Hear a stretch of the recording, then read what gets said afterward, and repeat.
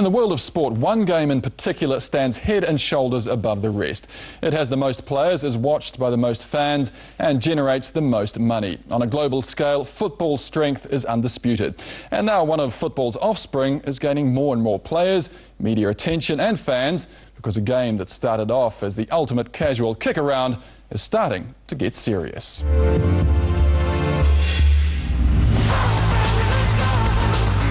Myself, I love heading up to the mountains in the summertime, the fresh air, the wild flowers, and of course, the beach.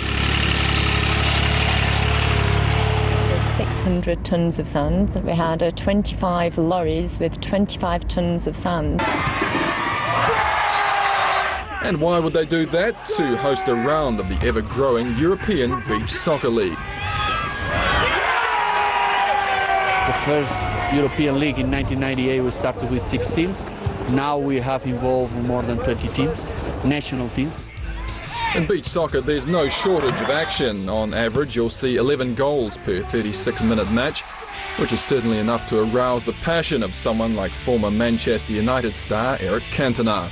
You see every 10 seconds you have an opportunity to score a goal, so it's very exciting. Although beach soccer's official rules were only established in 1992, it is spreading across the world.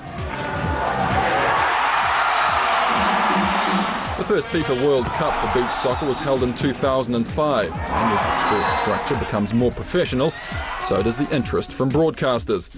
This year, for the first time, the entire European season will be shown live. So this sport is perfect. It's we want to have a young audience. So this kind of sport is perfect and it's good for the image.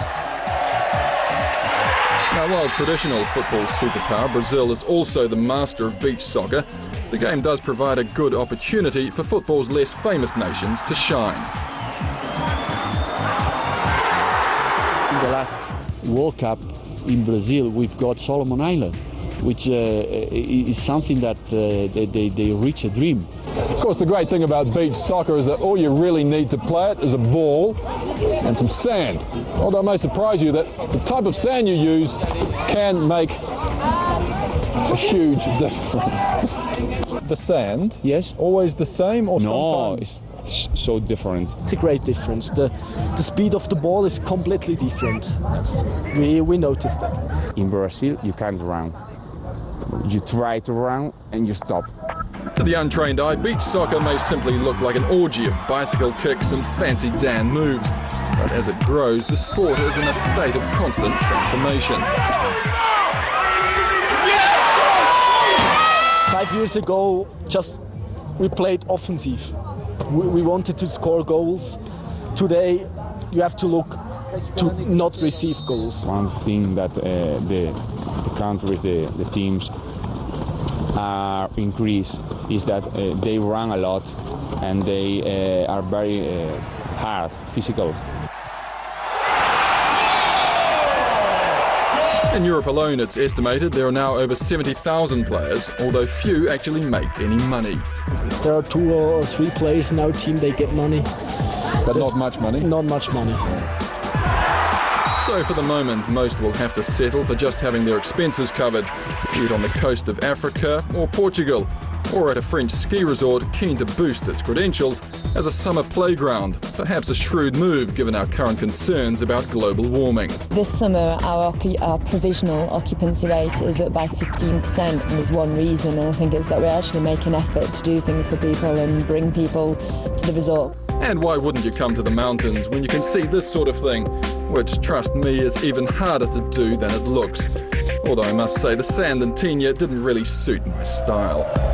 But even if my future in beach soccer is limited, some are convinced the game itself is a sleeping giant. In the future we play in front of 60,000 people. Do you think so? Yeah. Honestly think so? 60,000 is maybe too much, but how far 15 or 20,000.